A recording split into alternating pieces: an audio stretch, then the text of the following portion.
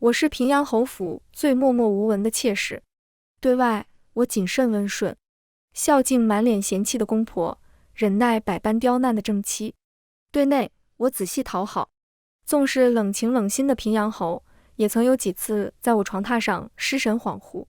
旁人都说我是良妾，平生最大的福气就是能被平阳侯看中，还生了出息的男儿。我就这样安安稳稳地活到了古稀之年。论理，我这样的人是不需要重生的。我平庸愚钝，一辈子虽如履薄冰，但好在温顺隐忍，便也得到了世俗的肯定。可一睁眼，我还是回到了初见平阳侯的那个酒楼。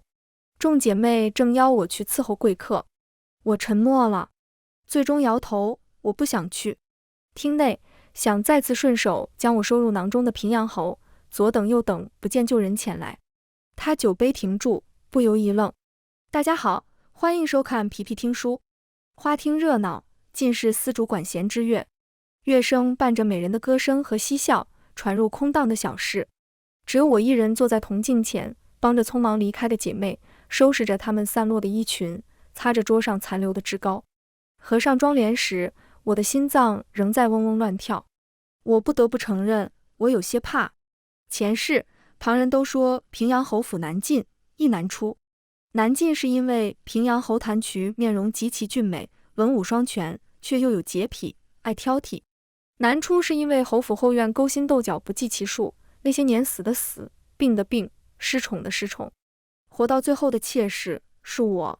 那时坊间对此津津乐道，甚至出了些隐晦的话本，写点庶女歌姬同王侯将相的虐爱情长。话本各有千秋，唯一不变的都是女主爱惨了那男子，即便被他公婆嫌弃，正是辱骂，都只会默默忍受，不肯说出一点，让心上人烦忧。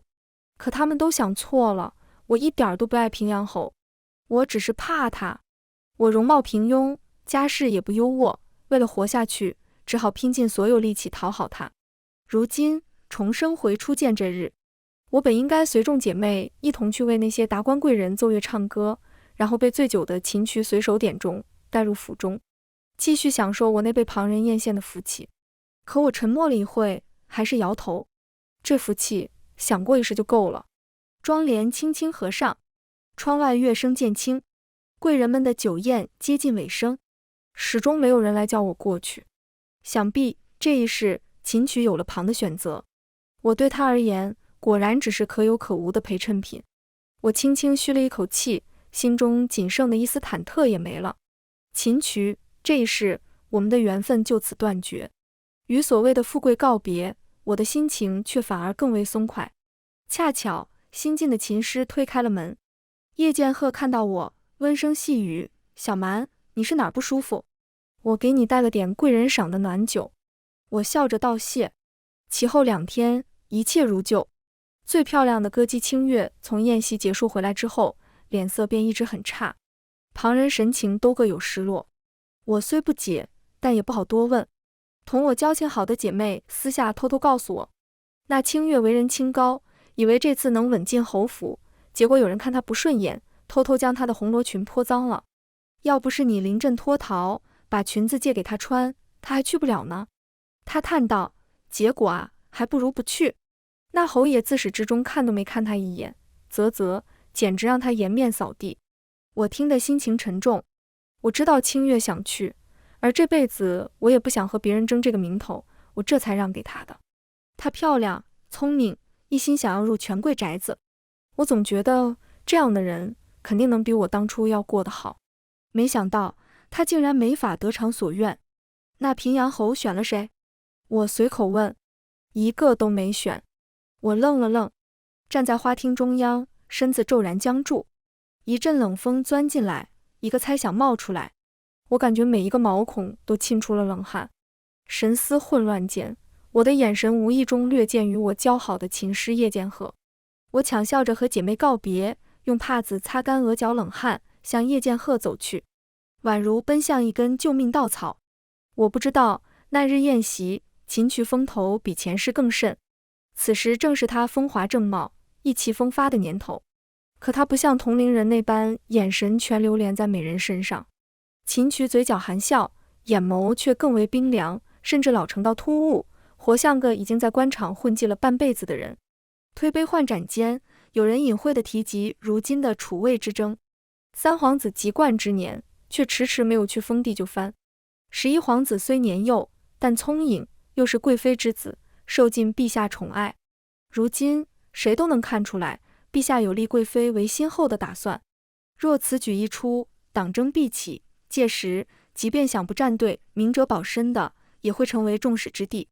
立储之事太过敏感，可如今时局动荡，百官担忧，不得不谈。秦渠只笑不语，遇到有人打探他的口风，也圆滑地避过去。在座的所有人，只有他知道，最后当上皇帝的，既不是三皇子，也不是11皇子。他揣摩着在座众人的心思，又盘算着自己的路子。上一世，他不知局势，只好明哲保身，以至于最后新帝登基，虽没开罪他，但也绝了他继续高升的官途。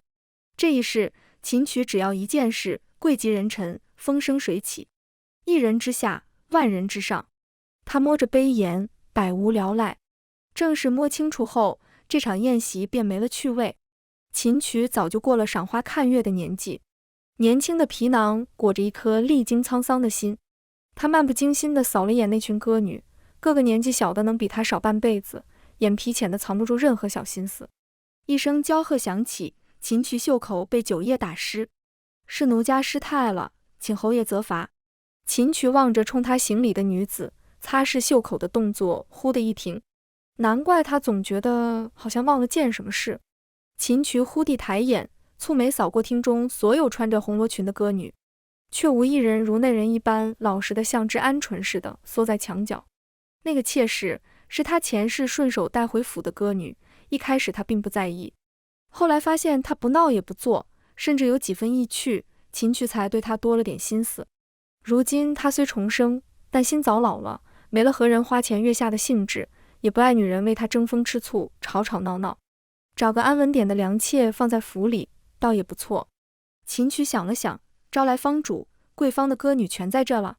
方主只有一位今日不巧生了病，恐误了贵人之耳，便没让他过来。方主又讨好笑道，不过不妨事，她长得并不算漂亮，歌唱的也不够好。要说美人，还得是您身旁这位清月姑娘姿色更出众些。秦渠摆摆手，自己再开口要人，便有些跌份了。旁人都嫌平庸的女子，自己还当着同僚的面要，岂不是丢人？他想了想，轻声说，我喜欢齐全圆满些的曲儿。3日后，正巧我府上设宴，你把人凑齐了全带去，热闹热闹。3日后，平阳侯府。秦渠看见方主，又记起了这事，还未娶妻，便要纳妾，确实有点麻烦。那日是他喝得有些醉，性子急了些，若现在想来，秦渠倒觉得不如先叫方主给他过个明路，做个谁家的庶女，再纳也不迟。面子上好看，他日后也能少受些罪。秦渠正思索着托哪家帮忙过明路，却听见方主陪笑道，侯爷，实在对不住您，这次还是少了个人。什么？他病还没好？方主叹道，病虽好了，只是那姑娘不便过来。我知道侯爷喜结，不敢糊弄，那姑娘已和旁人定下了。这是太意想不到，以至于秦渠一开始甚至没明白，你说什么？定下什么了？房主只好咬牙，硬着头皮说，侯爷，小蛮姑娘和一个琴师成亲了，昨晚才拜的堂。哎，这丫头真是没福气。秦渠面无表情，眼皮忽地狠狠一跳。齐王府，我和叶剑鹤抱着大大小小的家当乐器，挤挤挨挨地从角房小门走入。叶剑鹤压低声音，小蛮，这回我们真的能混出头吗？你可千万要押对宝，要错了，我们可就再没机会了。我点头，放心。叶剑鹤还想说什么，但忍了下去。我知道，如今即便是不在朝堂的小人物，也都觉得楚军之争必在3皇子和11皇子之间，而废太子齐王，毋庸置疑已经成了一步废棋。叶剑鹤咬牙，算了，如今咱们成了亲，夫妻同气，你说他能成，他就能成事。我听你的。我点头。我和叶剑鹤的亲事，自然不是因为一见钟情，而有更为现实的考量。叶剑鹤同我都是低贱乐人，行走各地，难免受到些轻浮打趣，若是已有家室，就能以此为借口格挡一二。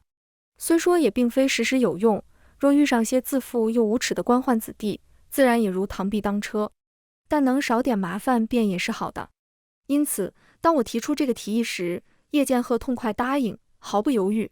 他不知道，对我而言，成亲还有另一层作用。我怀疑琴曲也重生了。若我真猜对了，那便要提前做好准备。也许是我谨慎过头，甚至对自己太过自信，没准他压根就不记得我了。秦曲真重生回来，他最要紧的应该是他的权势富贵，何该早就将我抛之脑后，只顾着找更貌美的女子，怎么会还对我耿耿于怀？更别说我如今成亲，更能断了他的念想。我轻轻松了口气，觉得大患已除。我换上伴舞的罗裙，和叶剑鹤说说笑笑，来到花厅，看到席上的某人，我却不由怔住。那女子坐席靠前，正垂眸饮茶，周围的女眷都围着她，表情虽都轻松，但行为举止无一不透露出对她的小心翼翼。我低下头，双手出现钻心的幻痛感，宛若那个隆冬被银针刺破手指时的锐利疼痛。你晓得你该在的地方吗？贱人！轻蔑的话，配上那双冷冽的眼。赵沁安，未来的平阳侯府正室。每每回忆，总让我痛不欲生。我看到那女人，不由发抖。叶剑鹤察觉到我的不适，人多处，他难免要表现几分夫妻的亲昵，便轻轻拉住我的手臂，询问：小蛮，可是冷了？好一副春色美景。一个含笑却冰凉的声音突然响起，同样冰凉的扇骨斜斜往下敲打叶剑鹤的虎口。叶剑鹤松手，回头而望，来人竟然是秦曲。他怎么来了？我来不及收敛神情，下意识便躲鬼般往后一退。叶剑鹤在上次宴席中见过秦曲，知道这是位贵人，他连忙挡在我身前行礼。见过侯爷，小人之妻胆小又易受惊，冲撞了侯爷，望侯爷容小人替其请罪。我依跪在叶剑鹤身旁。我不知道，在秦曲居高临下看来，我们二人并肩扶手，穿着一水的青红衣衫，简直如同在他眼皮子底下拜堂，可耻般耀武扬威。秦曲笑容和煦，连连点头，捏着扇骨的手指却不经意间骨节都捏到泛白。无妨，听房主说你们二人刚成亲，那本侯又怎愿坏了你们的新婚美满呢？去吧。我松了一口气，虽不知道秦曲怎么会突然搭话，但想来应该只是凑巧，毕竟他此番赴宴恐怕是为了旁人，比如他前世的正妻赵沁安。叶剑鹤扶我起身，拍了拍我膝上的尘土。我低声冲他道谢，轻轻附耳，向他叮嘱待会演出的种种细节。可我总觉得裸露的后脖梗像被一阵阵的阴风掠过般。下意识回头，我胆战心惊。秦曲竟然没走，他还定定站在原地，双眼盯着我，眼人漆黑幽深。他比着口型，无声地说了两个字：任勇。我胸腔刺痛，骤然僵住。秦曲望着总算露馅，不再装陌生的我，咧嘴笑了。任勇是我们孩子的名字，那是个极其优秀的长子，早慧又老成，文武双全，19岁那年就中了探花。正因如此，秦曲打破旧宗，说树长子也算长子。他最终定下的袭爵之人是秦任勇。我盯着秦曲，他眼眸冷漠，神情却势在必得，似是在对我说，我可以装陌生，装无情，甚至痛痛快快地和一个没什么出息的男人成婚。但是任勇这孩子，我得给他。秦曲不在乎我，他在乎的是那个绝对出色的继承者。他的手指敲打着腰上的玉佩，眼珠在薄薄的眼皮下轻轻一转，目光落在尚不知情的叶剑鹤身上。他那威胁之意，轻蔑又倨傲。秦曲这回算是撕开了脸，压根不装了。他能说出任勇的名字，就代表他势必要和我纠缠。如今我又该怎么办？任勇，秦任勇。想到这个名字，我不由苦笑。我的孩子，我本以为他会是我在侯府的唯一依托，但等我为他百般忍受，费尽心思讨好秦渠，托举他考取功名后，我才发现他不需要我后，我的存在变成了一种累赘。我仍记得，等我老去，那时的陛下说我虽为妾室，但一辈子为朝廷养育了一个功臣，足可封为诰命夫人。但人勇拒绝，已有良妾之美名，何须贪慕主母之殊荣？我才知道，原来嫡庶之分，他在意得很。任勇巴不得所有人都误会他是正室所出，又怎会愿意对我大肆封赏？想到此，我心间都寒了。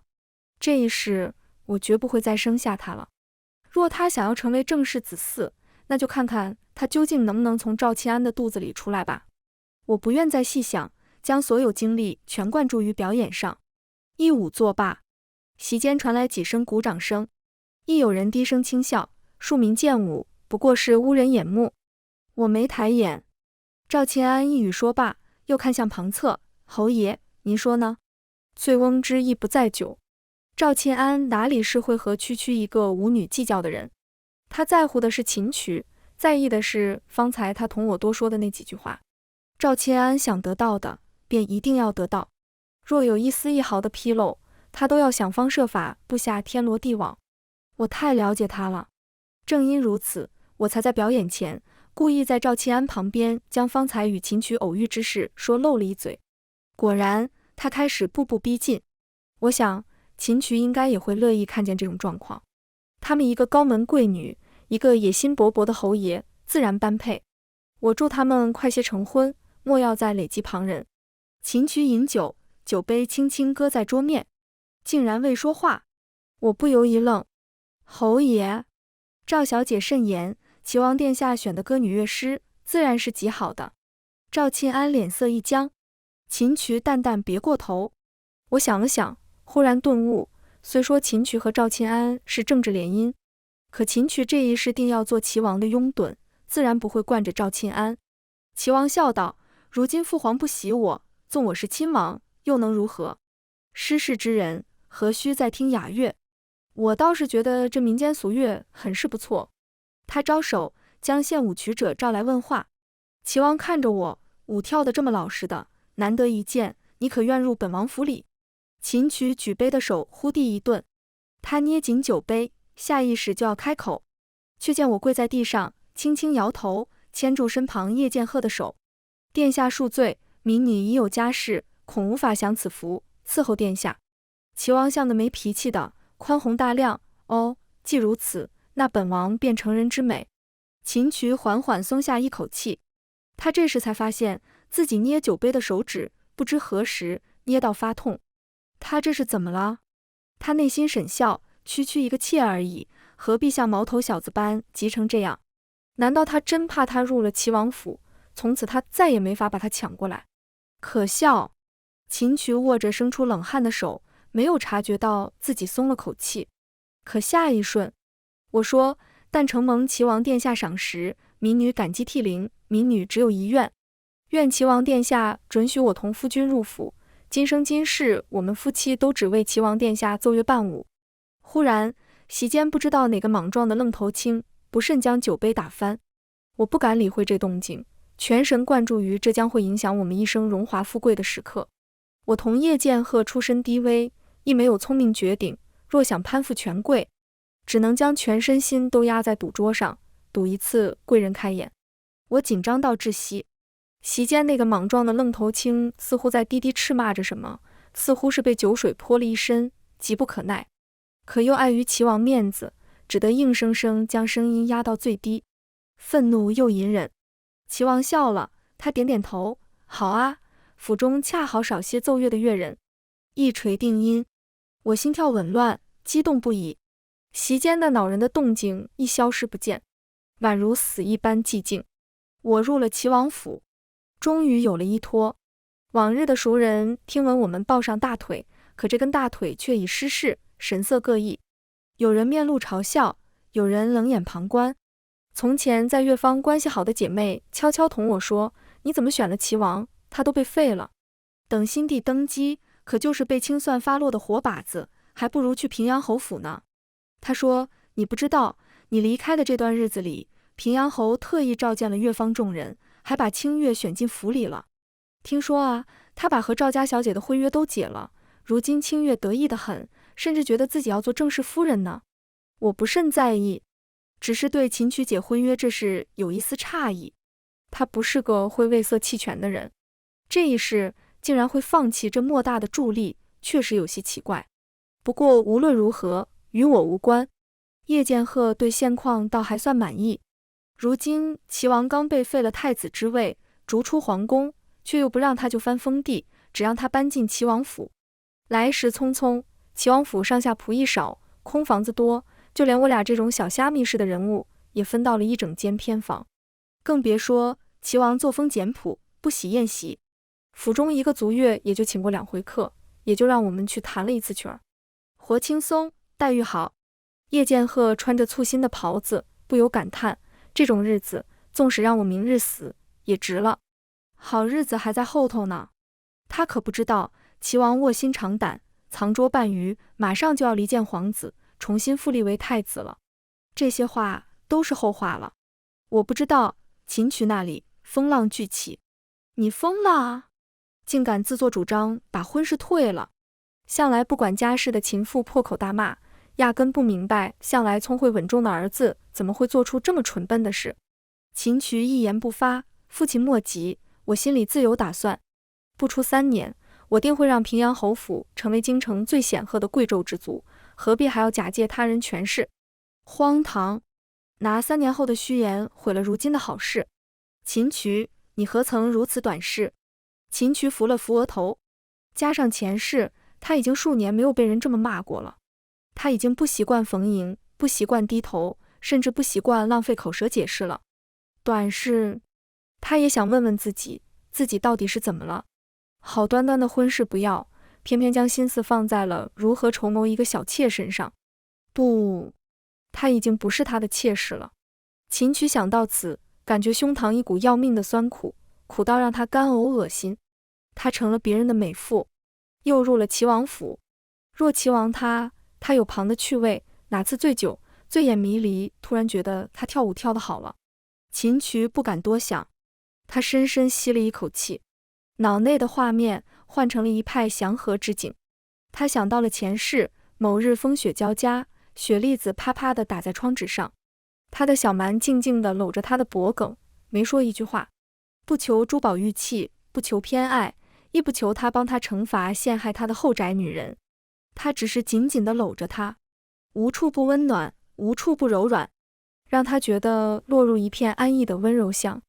他将头低下，用力地恳切地又笨拙地学着避火图中的姿势，只为了讨好他。他们温存到夜深，他忽有急事处理，只好披上袍子离开。他连忙整理好衣裳，只来得及穿了件单薄罗裙，抱着厚厚的貂皮大氅冲他跑来。漫天飞雪，乱琼碎玉，他冷得发抖，却小声说：侯也莫着凉了，任勇就是前些日子着了风寒，到现在都没好。那时他忍不住抚摸他沾着雪花的鬓发，他的讨好多么美好，无欲无求的讨好，不就是全天下最极致的爱吗？他爱他，但重生后，秦曲一直不敢问自己那个问题：若他爱他，为何他一直躲着他？小蛮，真的爱他吗？你再好好想想，你实在是太自负了。秦父说完最后一句，拂袖而去。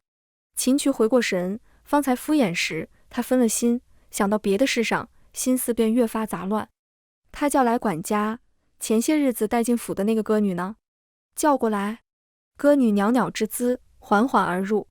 秦曲看着那张脸，的确绝美，他却压根没有任何想法。一张年轻的皮囊，满腹追求功利的心肠。他见过太多太多这样的人了，官场上、情场上，哪里都是，多到早就让他厌烦。秦曲重重摁了摁眉，他以前素来不信浪子回头那一套，可岁月催人老，不得不服输。前世他长得好，家世好，自己也有本事，年轻的时候自然会玩得荒唐些。人到40，秦曲玩倦了，又因为自己官途无法再生，便对家中子嗣多了许多关注。秦仁勇聪慧孝顺，模样也像他，他自然对他多几分爱怜。他人过50时，赵家失势，他他定下让秦仁勇袭爵，因此和小蛮的相处也频繁了许多。人过60，赵钦安病逝，他没续弦。有什么可续的？他大半辈子都被这些争斗嫡庶的人搅得烦躁。后宅少些女人，才多些清静。他年少享尽风流，受尽争抢，老了又觉得这吵闹的始作俑者是女人。于是后宅的人死的死，病的病，彻底空了下来，只剩了小蛮一个。他退出朝政，专心养鸟、练字、下棋。小蛮一直陪着他，从不吵闹，比鸟雀还要温顺。他到他死的那日都陪着他的。为什么这一世把他丢下了？秦渠盯着面前满脸紧张的歌女，他终于不得不承认一件事，他并非是想顺手随便带个歌女回来，他只想要小蛮。秦渠闭了闭眼，一股浓重的无奈感让他无处遁形。无奈于他发现他竟然是真的喜欢他，无关容貌，无关歌女身份，无关永人。他更无奈于他发现即便他已成婚，他竟然也想硬生生咽下这份男人之耻，将他抢过来。前尘不再提了，同叶剑鹤的这段情也罢了，他后半辈子还得和他过。当他意识到自己的真实想法时，秦渠发觉自己诡异地松了口气。拧巴了多日的那根弦骤然断去，带来的竟然是一种不破不立的快感。是了，有什么可羞耻的？这是会和自己一生一世的女人，何必在乎如今众人的看法？是的，他后半辈子还要和我过。他心里用力重复这句话，挥挥手让管家将那歌女原路送回。秦渠望着骤然空荡荡的房间，若那日歌楼宴席，方主说他病重时，他强行带他走，该有多好。秦渠追悔莫及，陛下病重，党争越发激烈，立储在即。平阳侯却拜访了齐王府，齐王殿下讶然笑道：秦渠，如今这要紧关头，怎的还敢来沾惹我这种废人？秦渠立刻跪下，岂敢，殿下言重。他们寒暄几句，秦渠心中一突，总觉得有些不太对劲。他这时来拜访，明显有投靠齐王之意。如今齐王府门可罗雀，齐王受此助力，何该热络欢迎？怎会对他这么不冷不热？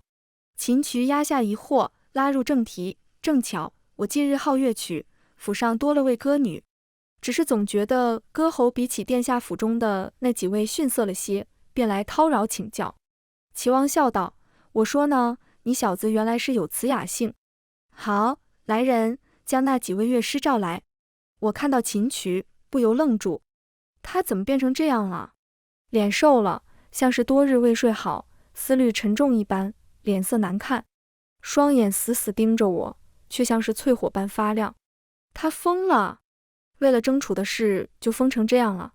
他上一世即便发妻病逝，懊恼到断情绝爱，开始养鸟，也没疯成这副样子。秦渠发现我看了过来，咧嘴冲我笑了笑，宛若索命的鬼魅。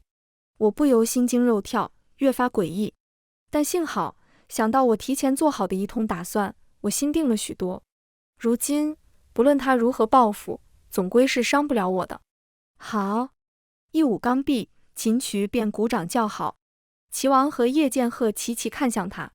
秦渠笑道：如此雅乐，实在难得，还恳请齐王允我同这位歌女讨教一二。齐王，哈哈，本王竟不知你竟还有如此好的雅兴。我只好上前，侧坐在秦渠席旁。离得近时，我听到了他过于紊乱的呼吸声，我不由仰头，却对上了那双同样久经世事的眼。小蛮，他低语。我恭谨行礼，打断：侯爷，民女苏蛮已有婚配，烦请侯爷莫要这般叫我。秦渠犬牙咬住侧颊软肉，微痛感让他忍下对叶剑鹤的嫉妒。苏蛮，你过得可好？好，多谢侯爷体恤。呵呵，被困深宅，做富贵人家的啼叫夜莺，有什么好？我皱眉。秦渠不依不饶，压着声音逼近：这辈子也给你正室之位，给你无上荣光、权势、珠宝、子嗣，对，还有诰命夫人，也都给你。诰命夫人，原来他也知道我有所在意。他见我仍不为所动，急了，跟我走。我轻轻摇头。秦渠脸色越发苍白。苏蛮，你从来不使小性子，这回是怎么了？别使气，过了这村可就没这店了。我一字一句道，我不走。你说什么？秦渠，我不要你，我从未喜欢过你。既然他能仗着切磋乐曲的幌子，逼得我无法逃脱，那我也能仗着他忌惮齐王，不敢动怒，彻彻底底地将我的内心想法脱口而出。这一说，我真的觉得好痛快。所有隐忍，所有委屈，宛如倾泻而出的洪流。我微笑道，你以为你是谁？一个烂人罢了。若没有祖上荫蔽的爵位，没有姻亲的助力，你凭什么踩在我的头上，把我当器具似的玩弄？秦渠骤然僵住，不可置信，简直就像是我往他脸上啐了一口口水。我越发痛快，你不就是想要任勇吗？你真以为他那些聪慧全赖于是你的种了？错了，是我一点一点地教他读书认字，是我隆冬大雪赤脚给你送大氅，求着你给他看看病，要不是我，你这位得意儿子早病死了。秦渠终于明白我要说什么了，他捏紧手指，整个人浑身发颤，似乎平生第一次受这么大的委屈，以至于大脑空白，张口结舌。我冷眼看着他，只觉得好笑。秦渠是不是突然发现自己养的鸟雀竟会说人话，还对他破口大骂了？他不习惯了。苏蛮，秦渠忍无可忍，下意识攥住我的手腕。别说了。他深深吸了一口气，够了。没够，一点儿也没够。我不依不饶地瞪视着他。秦渠眼角发红，显然气到快要崩溃。你不许再说，你别逼我。我冷笑着抽走手。逼他什么？秦渠瞳孔骤缩，深深看了我一眼，心跳声宛若石头砸地般沉重又巨大。他胸膛起伏，骤然扭头，倏然之间做下一个不死不休般的决定。他起身向齐王跪下行礼，深深一叩，求齐王殿下将府内歌女苏蛮赠予我。微臣只此一愿，臣发誓，日后定以殿下马首是瞻，解殿下之危。秦渠开门见山，急不可耐到莽撞地砸下所有筹码，却只为了一个极其渺小的赌注。这场赌局看似已成定局，胜负已分。瞬间满厅寂然。啊！齐王轻轻感叹。秦渠，这可不行，苏蛮不只是本府的歌女，还是本王的幕僚啊。齐王依旧微笑，只是眼底有了淡淡冷意。秦渠猛然抬眼，不可置信地看向我和齐王。什么？他脱口而出。幕僚。齐王说，我就说你怎么突然转性了，喜欢上乐曲了。果然嘛，还是那个我熟知的那个秦家风流倜傥的秦公子。不，殿下，臣是认真的。可是原本胜券在握的场面，已经不由秦渠掌控般，慢慢滑向他的对立面。我站起身，沉默行礼。秦小侯爷，民女不只善歌舞，还善卜筮算命，因着先前算准了几桩小事，侥幸得到了齐王殿下的赏识。自然不是小事，而是三殿下的谋反之计，11殿下生母的巫蛊之术，这些都是前世举世震惊的大案。我冲齐王行礼，能得齐王殿下厚爱，民女感激涕零。齐王颔首。秦渠脸色大变，他怎会卜卦？我们都是重生而已。可这该如何证明？比起卜卦，重生更像是痴人说梦。齐王问，是什么？秦渠僵硬的抿嘴，只好摇头。他内心大乱，压根不明白为什么自己背水一战，胜券在握，还能变成这种局面。齐王温声说，好了，本王知道你自小就受尽女子追捧，难得碰了一鼻子灰，确实难过。这样吧，你再挑个旁的，本王定然应允。齐王又笑，话锋一转，只是秦小侯爷什么为我马首是瞻解危之类的话，千万莫提了。齐王深明大义，雷霆雨露，皆是君恩。父皇既让我做齐王，本王便安心做好闲散王爷，何来微之说？你这么说，难道是觉得本王不服父皇的旨意？秦渠眼前一黑，他知道自己这一时心急，惹来齐王芥蒂，又断送了这一世的光明坦途。秦渠僵着脸，低声道不是。他惨笑一声，已经不知道该如何解释。我看着他的神情，知道他压根没想到我会走这一步棋。啊，画本子里的女人也有借尸还魂、回溯时间者，可她们要么是解除误会，重归就好，要么是抛弃恶夫，另觅良婿。所以秦曲以为我的良婿是叶剑鹤，亦或齐王。他压根不知道，被他当作招手即来的鸟雀的女人，也有对权势的欲望。他以为我胆小又老实，是个不折不扣的良妾。他以为我没当过官，没弄过权，没底气沾惹权力的斗争。可他错了，我被欺负了一辈子，忍了一辈子，我压根就不想再做谁的妻，谁的妾了。纵使是赵沁安这样家世显赫、明媒正娶的女人，一辈子却都只能囚于后宅，和络绎不绝那进来的女人斗，最终到病逝，耗了一辈子的精力，却依旧是个没名的秦赵氏。而我隐忍一辈子，旁人都夸我生了好儿子，是有福气之人。可这福气，从来都没人问问我想不想要。上一世担惊受怕，生儿才能得来的福气，这一世我自己便能挣来，那我何必再做良妾？不妨做个活脱脱的有欲望的人。我为齐王出谋划策，助他登基。我知道他为何宁肯要我，也不要秦渠的帮助。秦渠毕竟是个小侯爷，不如内宅的歌女，更不惹人注意。他太显眼了，若常进出齐王府，难免遭人怀疑。若齐王没有别的倚仗，他秦渠或许还有争一争的可能，但有我，他便没多少作用了。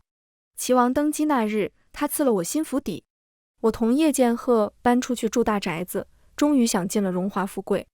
隆冬某日，天降大雪，齐王，如今的新地召我议事。我走出府门时，叶剑鹤匆忙跑来，叫住我。他仔仔细细将一件大氅披在我身上，笑嘻嘻地说：“可不能让咱家的福星给冻着了。”我一笑，携着他的手走到马车旁。漫天风雪中，忽然感受到一股灼热的视线。我随意回望，却是秦渠。他落魄了许多，这是自然的，无姻亲庇佑。旁人知晓我这圣上面前的红人与他不对付，即便我不吭声，他们也会对秦渠另眼相待。就像赵沁安那日在齐王府上对歌女嘲笑，在众人议论中变为了对齐王本人的轻蔑。众人弹劾，齐王自然笑纳，赵家日子便难过了许多。不过若倚靠他前世的记忆和经验，秦渠也不至于沦落如此。只能说是他自己像是抽了筋骨，没了心气的老人，自己也懒得争抢。我不知为何，也没兴趣知道。秦渠依旧看着我，我抬脚上轿子，不再理会。马车驶远，闭目养神间，我听见街坊有人叫卖新出的画本。女谋士贪财好色，一人共享美好少男和位高权重者的身子。仆役听到这影射我艳色丑闻的话，不由吓得脸色难看，胆战心惊地看向我。我笑了，摇摇头，一只手伸出车窗，触碰那落满人间的飞雪。无妨，等处理完要事，回家时若书房没关，倒是可以买本新画本尝尝鲜。毕竟人间啊，若越过四方墙头，走进这人间，便发现嬉笑怒骂皆有趣味。全文完，皮皮听书，感谢您的观看，每天上新精彩小说，喜欢就订阅吧。